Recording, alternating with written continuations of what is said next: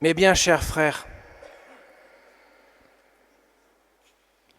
c'est par votre persévérance que vous garderez votre vie.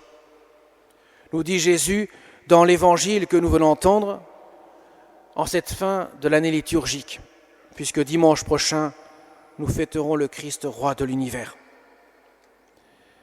Vous savez que Sainte Thérèse d'Avila disait un jour à Jésus, « Seigneur, il n'est pas étonnant que tu n'aies pas beaucoup d'amis. Vu de la manière dont tu les traites, ce que nous venons d'entendre, c'est guère réjouissant. Jésus nous promet des persécutions, on sera même livré à mort. On sera détesté de tous. Cependant, ça peut peut-être nous réjouir, tous nos cheveux sont comptés. Pas un seul cheveu de notre tête sera perdu. Pourquoi Jésus nous dit cela? Et après suivra les tremblements de terre, les famines, les épidémies. Tout ça, ça doit arriver. Mais ne vous inquiétez pas, en gros, c'est pas grave. Ça va arriver, il faut l'accepter.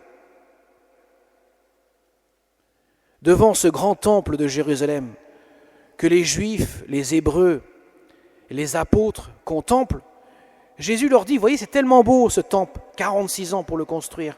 Mais tout ça va être détruit. Effectivement, en 70, Titus rase tout. Il n'y a plus de temple. Pour aller à Jérusalem, il n'y a plus de temple. Jésus nous dresse un tableau qui est peu réjouissant et qui a de quoi nous affoler. Et cependant, quand nous faisons bien attention à ce qu'il nous dit, l'espérance est là. Il n'est pas en train de nous décourager. Au contraire, il est en train de nous dire, gardez confiance, gardez l'espérance dans votre cœur. La deuxième vertu que nous recevons le jour de notre baptême, cette vertu théologale qui est l'espérance. Effectivement, pas un seul cheveu de notre tête sera perdu, et c'est notre persévérance qui nous permettra de garder la vie. Jésus nous demande de persévérer. Devant les martyrs de tant de siècles, cette parole de l'Évangile ne pouvait que les réconforter. Devant nos chrétiens persécutés en Orient, quand ils entendent ou lisent cette parole de l'Évangile, cela ne peut que les conforter, que les aider dans les moments troubles qu'ils peuvent vivre. Donc Jésus nous invite à l'espérance. Car la vie sur la terre a une fin. C'est ça, c'est inéluctable. Et la fin du monde qui peut nous paraître quelque peu effrayante quand nous entendons l'Évangile, nous l'oublions pas, elle viendra un jour pour nous lorsque nous quitterons cette terre. De toute manière, on n'a pas le choix, il faudra la quitter un jour. Mais il vaut mieux la quitter en ayant persévéré jusqu'au bout dans l'amour que d'avoir pris le découragement. S'être découragé et finalement d'avoir renoncé à la promesse du Seigneur. Jésus veut nous montrer qu'il n'est pas venu en ce monde pour régler les problèmes de ce monde, il est venu en ce monde pour nous donner ce que notre cœur aspire au plus profond de lui-même, la vie éternelle. Et la vie éternelle, mes chers amis, elle n'est pas ici-bas. Elle est dans l'éternité, évidemment. Cependant, nous en goûtons quelque peu dans la foi, puisque nous recevons les promesses de la vie éternelle dès ici-bas, et nous pouvons les vivre dans la foi. Et lorsque nous prenons part au mystère de l'Eucharistie, lorsque nous recevons la Sainte Communion, comme Pauline va la recevoir pour la première fois dans son cœur, nous avons un goût d'éternité dans notre cœur.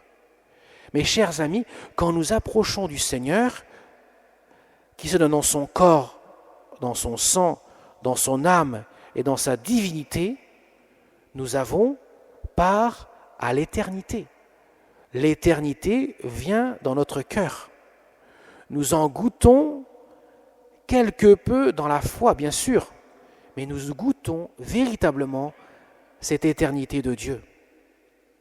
L'éternité, nous ne la voyons pas. Nous la verrons que dans l'éternité, évidemment. Mais nous la goûtons dès ici-bas dans la foi. Et cela se traduit dans la vertu de l'espérance. L'espérance nous conduit à accueillir ce que nous verrons dans l'éternité, déjà dès ici-bas dans la foi. Et comme nous sommes à la fin de l'année liturgique, les lectures nous conduisent à raviver en nous, dans notre cœur, la vertu de l'espérance. Dans les moments troublés que le monde peut vivre, seule l'espérance nous permet d'avancer dans la paix du cœur. Et l'espérance donne comme fruit, qui est un don de l'Esprit Saint, la paix du cœur, la paix intérieure. Car c'est l'amour de Dieu qui vit dans les cœurs, cette paix intérieure. Mes chers amis, quand nous communions, prenons part au mystère de la présence du Seigneur. Car tant de fois Jésus vient à nous, tant de fois Jésus est présent à nous, mais est-ce que nous sommes présents à la présence de Jésus ? Il ne suffit pas de recevoir Jésus dans la Sainte Communion lorsque nous approchons de lui. Nous le recevons dans notre cœur, matériellement parlant, pourrait-on dire. Il faut le recevoir aussi dans notre cœur en ayant à l'esprit que c'est vraiment lui que nous recevons. Car Jésus, sinon, il va arriver dans notre cœur, il va se dire, la maison est bien froide. Des fois, on se plaint que l'église n'est pas assez chauffée. Eh bien, il faut aussi chauffer le cœur. Si notre cœur n'est pas chauffé, ça veut dire chauffé par l'amour que nous avons pour le Seigneur va se sentir dans une pièce qui paraît être un glaçon, une glacière, plutôt qu'une fournaise d'amour. Il veut alimenter notre cœur de son amour, mais encore faut-il que nous soyons réceptifs à l'amour qu'il nous donne. Alors mes chers amis, quand nous communions, demandons au Seigneur de nous donner cette espérance que nous vivons ici-bas sur terre pour que nous puissions la vivre dans l'éternité. Demandons, Seigneur, que nous puissions accueillir cet amour infini de Jésus qui se donne à nous à profusion et que nous puissions vraiment l'accueillir pour que nous puissions déjà goûter dès ici-bas l'éternité bienheureuse et que nous puissions ainsi persévérer. Car la persévérance à laquelle le Seigneur nous appelle, ce n'est pas seulement une persévérance à la force du poignet, ce n'est pas seulement une persévérance à la force de nos muscles, c'est une persévérance dans la grâce. Quoi qu'il arrive, quelles que soient les épreuves, quelles que soient les difficultés de notre existence, nous devons garder, persévérer dans une confiance inébranlable dans le Seigneur. Pourquoi ? Parce que ça lui a coûté tellement le don de sa vie. Pour chacun d'entre nous, si nous pouvions imaginer ce que ça coûtait au Seigneur, une seule âme pour la sauver, pour lui donner l'éternité, nous en mourrions instantanément, tant c'est grand. Jésus a voulu mettre toute son ardeur, toute la force de son amour divin pour racheter âme après âme, chacune. Même, il a mis cette ardeur pour les âmes qui vont même fermer leur cœur à son amour. Il veut que tout homme, quel qu'il soit, ne puisse pas être abandonné en chemin par le Seigneur. Car si le Seigneur est fidèle, il nous demande, nous aussi, cette fidélité. Sinon, la fidélité du Seigneur ne servira à rien pour nous. Alors demandons à Jésus, avec l'intercession de tous les saints que nous avons fêtés il y a peu de temps, demandons particulièrement l'intercession de la Vierge Marie, notre Mère du ciel, qui au moment même où son cœur est transpercé par le glaive de douleur, tout l'amour de cette mère, de cette femme, s'est totalement déversé pour le salut de l'humanité en coopérant à la grâce du salut.